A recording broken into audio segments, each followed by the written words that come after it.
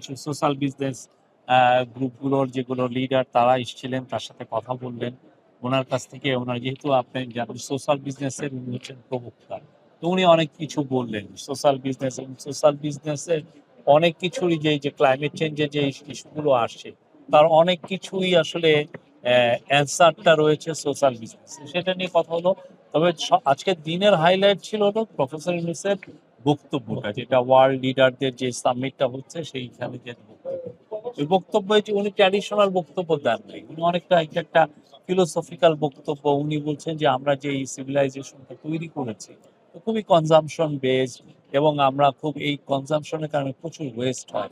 মানে এই যে আমি যে growth model, economic growth model আমি যে সেইটা উনি বলছে এটা রং, আমরা রং ওয়েতে ইয়েছে, আমাদেরকে রিথিঙ্কিং করতে হবে, আমাদের সিভিলাইজেশনের ব্যাপারে নতুন করে চিন্তা করতে হবে। এবং সিভিলাইজেশনের নতুন করে চিন্তার ক্ষেত্রে উনি অলরেডি যেই কাজটা করছেন বা যেই জিনিসটা নিয়ে উনি বারবার সবাইকে বলছেন সেটা হচ্ছে 3-0 কনসেপ্টটাকে আমাদের ধারণ করতে হবে। এবং এটার জন্য উনি বলছেন যে আমরা হয়তো বা পারবো না, বাট আমাদের ইয়াং যারা আছেন, আমাদের যুবকরা তারা যেন এটাকে ধারণ করে। এবং এটার জন্য ধরেন 3-0 ক্লাব সারা বিশ্বে আছে, প্রায় সারা বিশ্বে এরকম 3-0 ক্লাব আছে প্রায় 7,000-এর মতো। তো উনি এইটার মাধ্যমে 3-0 মূল কনসেপ্টটা হচ্ছে যে আপনি আপনার নেট কার্বন ইমিশন জিরো হতে হবে, নেট ওয়েলথ কনসেন্ট্রেশন জিরো হতে হবে, এবং আপনার নেট আনএমপ্লয়মেন্টটা জিরো হতে হবে।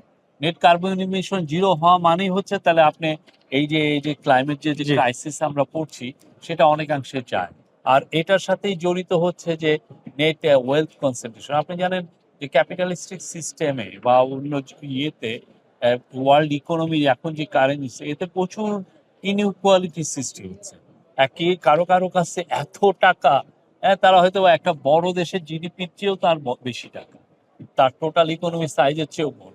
আবার কারো কারো কাছে কোনো টাকা পয়সাই নেই।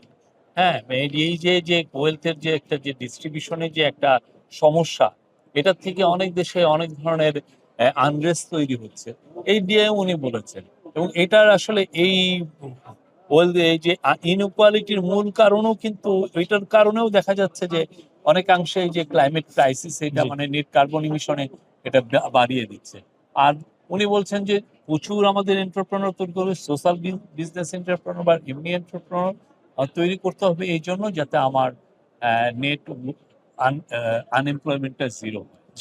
এইটা যদি আমরা করতে পারি, হ্যাঁ, তাহলে হবে কি আমরা নতুন করে আবার নিউ সিভিলাইজেশন তৈরি করতে হবে। এই পুরো জিনিসটা ডিফিকাল্ট মনে হয় যে খুব ইজি বলা, বাট খুবই ডিফিকাল্ট। বাট সত্যিকার অর্থে লেটস গিভ এ ট্রাই।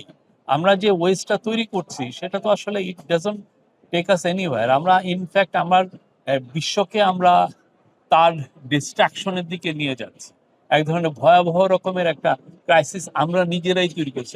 আপনি নিজে চিন্তা করেন, আপনি কতগুলো সিঙ্গেল ইউজ প্লাস্টিক ইউজ করেন, বা আপনি যখন বের হন কয়টা সেটা জিরোতে নিয়ে আসতে বলেছে, জিরো ওয়েস্টের কথা জিরো বলেছেন। ওয়েস্টেতে জি, আনতে হবে। সবাই আপনাকে অসংখ্য ধন্যবাদ। হ্যাঁ, আমরা কথা বলছিলাম প্রধান উপদেষ্টা প্রেস সচিবের সঙ্গে। তিনি মূলত বলছিলেন যে তিনি যে আসেন, আজকে বক্তব্যগুলো দিয়েছেন এগুলো ওই হয়তো দিয়ে শুনতে খুব স্যারের সহজ ওইখানে মনে হলে এটা কিন্তু বাস্তবায়ন করাটা নিশ্চয়ই ওইটা দিয়ে অনেক দিচ্ছেন, বেশি থিঙ্কিং এর ব্যাপার, অনেক লিঙ্ক স্টান দিয়ে বেশি করে দিচ্ছেন।